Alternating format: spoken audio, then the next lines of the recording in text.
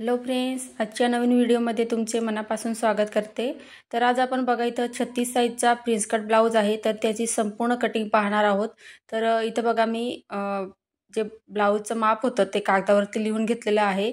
एका ताईची कमेंट होती, त्यांनी त्यांचं माप पाठवलं होतं, त्याच्यानुसार मी आजच्या ब्लाउजची इथं कटिंग दाखवणार आहे। तर इथं बघा त्यांची उंची जी होती 13.5 इंच होती, तर त्याच्यात प्लस 1 इंच घेतलं मी आणि पूर्ण उंची इथं ब्लाउजची 14.5 इंच घेतलेली आहे।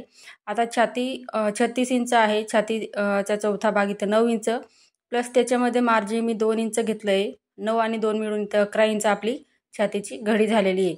आणि त्यांची कमर जी आहे ती 33 होती।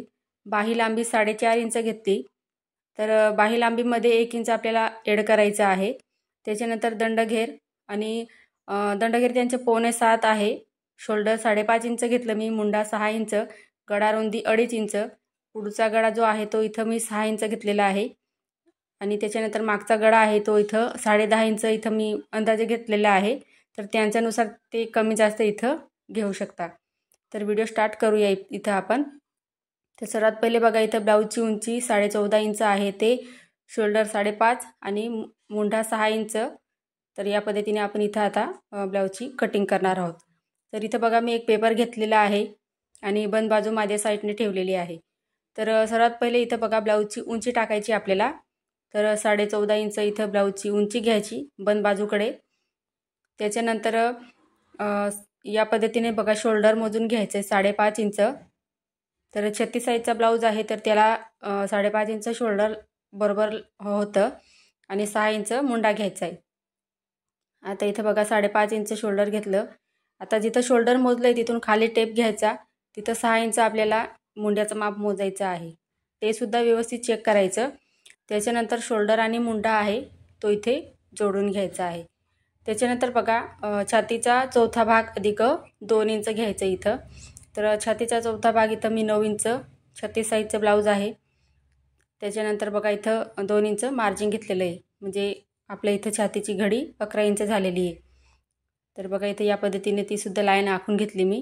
खाली सुद्धा आपल्याला 11 इंच घ्यायचं आहे कमरेच्या बाजूला, म्हणजे काय होतं आपण पाठीमागचे टक्स घेतो त्यासाठी खाली सुद्धा जेवढा आपण वरती छातीची घडी घेतली तेवढी खाली घ्यायची आहे।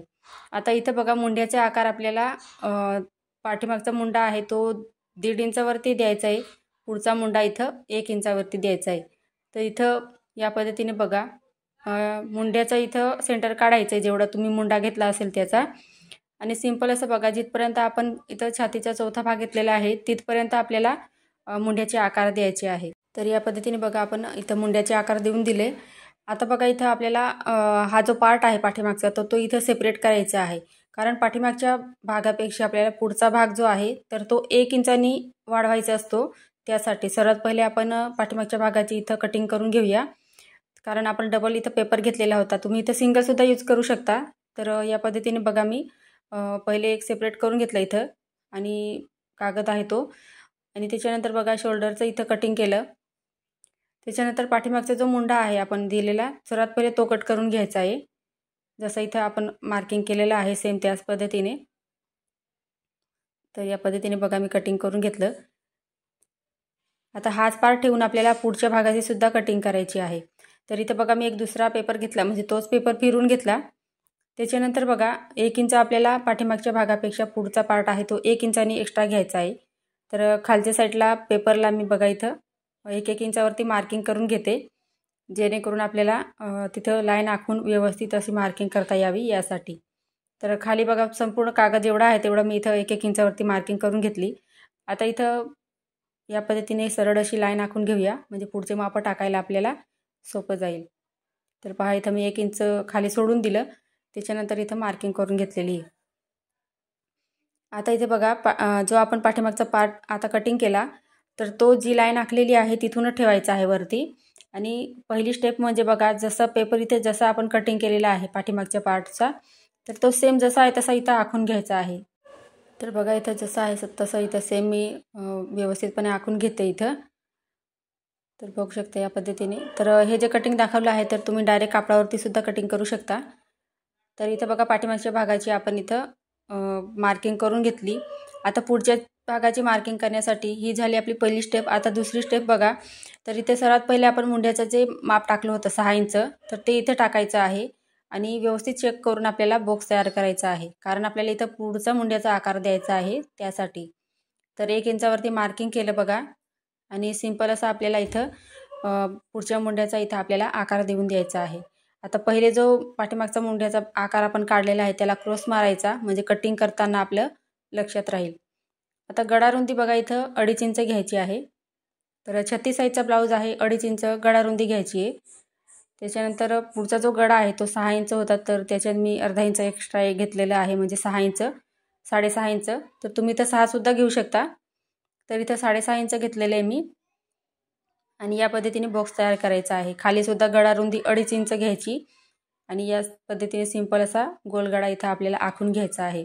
तर बघा इथं 5.5 इंच आपण शोल्डर घेतलं, 2.5 इंच गळा रुंदी घेतली, 6 इंच मुंडा घेतला, पुढचा गळा 6.5 इंच घेतला आणि छातीची घडी आपली 11 इंच घेतलेली आहे। तर एवढं तुमचं लक्षात आलं असेल। त्याच्यानंतर बघा आपल्याला उभा जो टक्स आहे तर त्याची मार्किंग करायची आहे।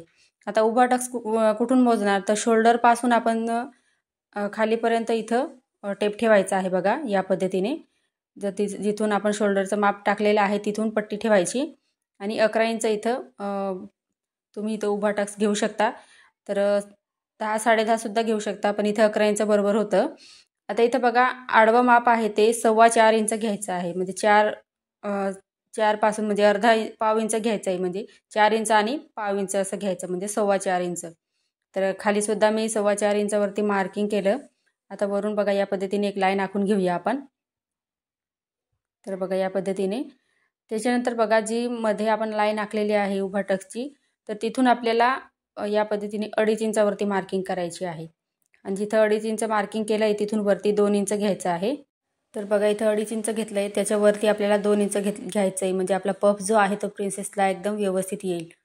आता इथं बघा जिथं आपण सेंटरचं माप टाकलेलं आहे तिथून आपण 2.5 इंच घेतलं, तर जेवढं तिथं घेतलं तेवढंच आपल्याला फिटिंगच्या साईडला सुद्धा वाढवायचं आहे 2.5 इंच, म्हणजे तेवढं आपल्याला तिथं फिटिंगमध्ये लागणार आहे त्यासाठी।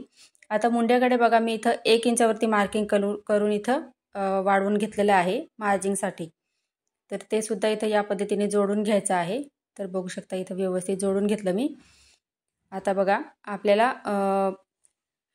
इथं बघा 4.25 इंच आपण आडवा टक्स घेतला होता आणि उभा जो टक्स होता तो शोल्डरपासून आपण मध्यपर्यंत इथं 11 इंच घेतला होता। तर ते लक्षात राहावं यासाठी मी इथं लिहून देते, म्हणजे तुमच्या लक्षात राहील।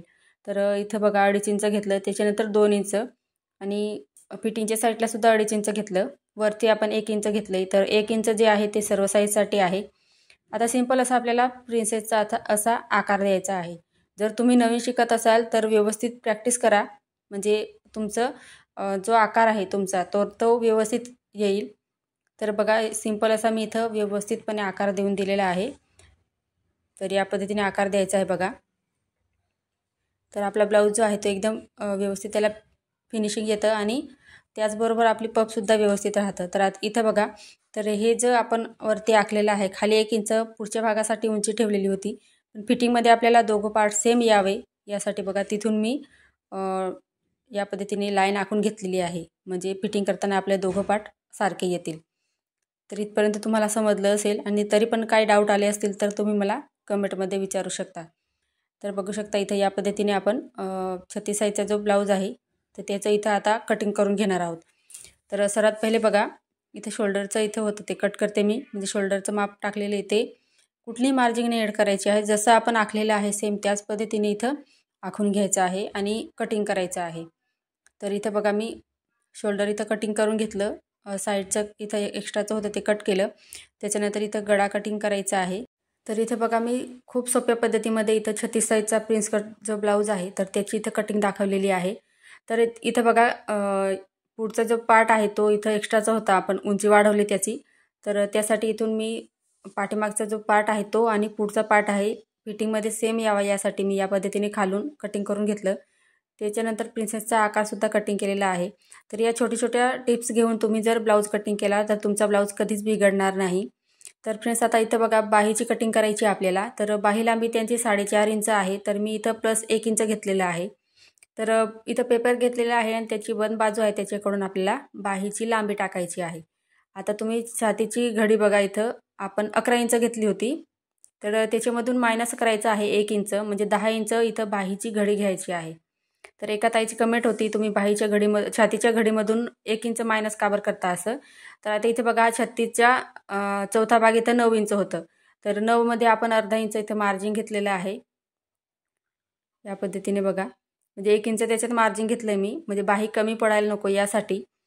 तर या पद्धतीने बघा, आता बाहीची लांबी 5.5 इंच घेतली, छातीची घडी 11 इंच होती, त्याच्यात मायनस 1 इंच करून आपण बाहीची घडी टाकलेली आहे 10 इंच.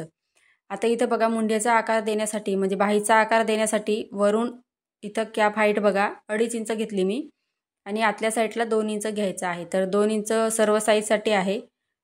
तर या पद्धतीने तिरकस लाईन आखायची. आता आपल्याला इथं 3 पॉईंट घ्यायचे आहे 2-2 इंचाचे. तर पहा, इथं मी सिंपल असं 2-2 इंचावरती इथं मार्किंग करून घेतले 3 पॉईंट.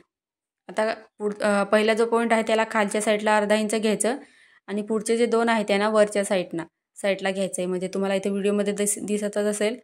आणि सिंपल असा आपल्याला आकार द्यायचा आहे बाहीचा. तर या पद्धतीने बाही कटिंग करा. बाही शिवताना सुद्धा कमी पडत नाही आणि व्यवस्थित अशी फिटिंगमध्ये बसते. आणि या पद्धतीने आकार द्यायचा आहे बघा. तर बाहीचा आकार जो आहे तो अंदाजे न देता तुम्ही या पद्धतीने आकार देऊन बघा. आता इथं बघा, त्यांचं दंडघेर जे आहे ते 6.25 इंच होतं, म्हणजे 6.5 मध्ये 6.5 इंच घ्यायचं आणि पाव इंच त्याच्यात घ्यायचं आहे, म्हणजे 6.25 इंच. आणि 2 इंच इथं मार्जिन घेतलं आहे, कारण आपण ब्लाऊज कटिंगमध्ये सुद्धा 2 इंच इथे मार्जिन घेतलेलं आहे. तर इथं बघा, दंडघेर 6.25 इंच आणि 2 इंच इथं मार्जिन घेतलेलं आहे आपण. तर एवढं समजलं असेल तुम्हाला बाही कटिंग कशी करायची ते. आता बाही कटिंग करताना सुद्धा बघा, इथं वरती जो आकार आहे आपल्याला पाठीमागच्या भागाचा मुंड्याचा आकार आहे, तो सर्वात पहिले कट करायचा. आणि या पद्धतीने सुद्धा सरळ असं मी इथं कटिंग केलेलं आहे. तर हवं तर तुम्ही जेवढं आहे तेवढं असं म्हणजे तसं राहू दिलं तरी चालेल बाही कटिंग करताना. तर ते जेव्हा आपण फिटिंग करतो तेव्हा ते व्यवस्थित होतं. आता इथे बघा, बाही ओपन केली आणि जो पुढचा जो मुंड्याचा आकार होता तर तो इथं मी कट करून घेतला होता, आणि इथं एक्स्ट्राचं आहे ते सुद्धा मी इथं कटिंग करून घेते. तर सिंपल अशी इथं बघा बाही आपली इथं रेडी झालेली आहे. तर पहा, आकारसुद्धा व्यवस्थित आहे. तर बाही लांबी आपण इथं 5.5 इंच घेतलं. तर बघा, 36 साईजचा ब्लाऊज आहे. आता इथं बघा, पाठीमागचा पार्ट घेतलेला आहे, तर गळा रुंदी 2.5 इंच घ्यायची. आता इथं गळ्याचं माप काय त्याने टाकलं नव्हतं, तर मी इथं अंदाजे 11 इंच पाठीमागचा गळा आहे तो घेतलेला आहे. आणि वरती आपण गळा रुंदी 2.5 इंच घेतली, तर खालच्या साईडला 3 इंच घेतलं आहे मी. आणि या पद्धतीने बॉक्स तयार करायचा. सिंपल असा गळा इथं काढून घ्यायचा, गोल गळा. आता इथे बघा, गळ्याकडून आपल्याला 4.5 इंच घ्यायचं आहे टक्स घेण्यासाठी, पाठीमागचे टक्स घेण्यासाठी. आणि वरतीसुद्धा बघा 4.5च घ्यायचं आहे, म्हणजे गळा जेवढा तुमचा खाली असेल त्यानुसार तुम्ही टक्स आहे तो उभा टक्स कमी करू शकता. तर आजचा व्हिडिओ तुम्हाला समजला असेल, तर काही डाऊट आले असतील तर मला कमेंटमध्ये नक्की सांगा. तर आजचा व्हिडिओ आवडला असेल लाईक, सबस्क्राईब, कमेंट नक्की करा. धन्यवाद.